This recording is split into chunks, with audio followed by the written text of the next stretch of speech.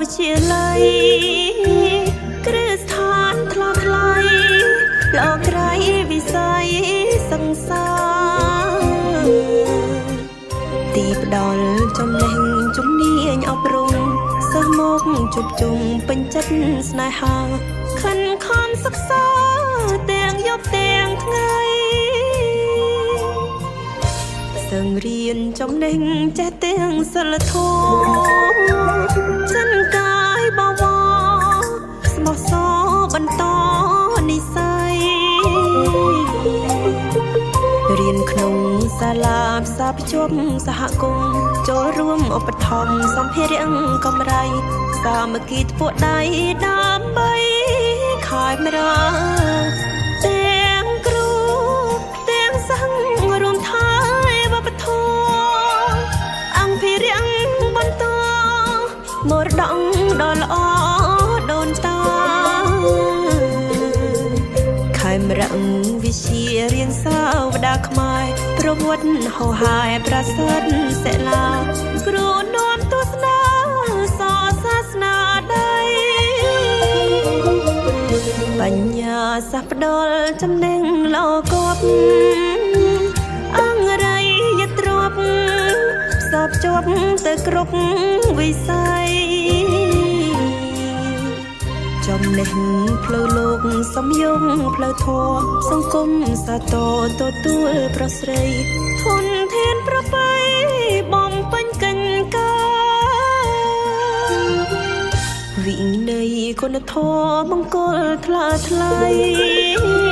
ចាំងខំវិស័យលោកក្រៃជាបាវចនា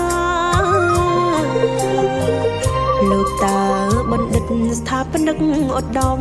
ដឹកនាំឲ្យសិស្សខ្ពង់ខ្ពស់វាសនាដាំក្នុងសាលាផ្លែផ្កា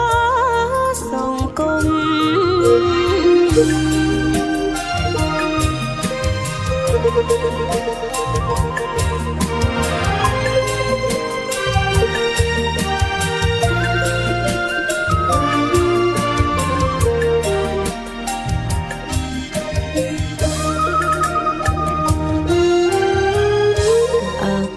សិក្សាសាលាវិទ្យាល័យគ្រឹះស្ថានថ្លៃថ្លៃលោកក្រៃវិស័យសង្សារទីផ្ដល់ចំណេះជំនាញអប់រំសិស្សមកជួបជុំពេញចិត្តស្នេហាខិនខំសិក្សាទាំងយប់ទាំងថ្ងៃសឹងរៀនចំណេញចេះទាំងសិលធម៌ចិនកាយបវរស្មោះសរបន្តនិស្ស័យរៀនក្នុងសាលាផ្សារភ្ជាប់សហគមន៍ចូលរួមឧបត្ថម្ភសម្ភារៈកម្រៃសាមគ្គីធ្វើដៃដើម្បីខ້າຍមរទាំងគ្រូទាំងសិស្សរួមថែវប្បធម៌អង្គភិរៈបន្តមរតកដ៏ល្អដូនតាខែមរៈវិជារៀនសាវតាខ្មែរប្រវត្តិហោហាយប្រសិទ្ធសិលា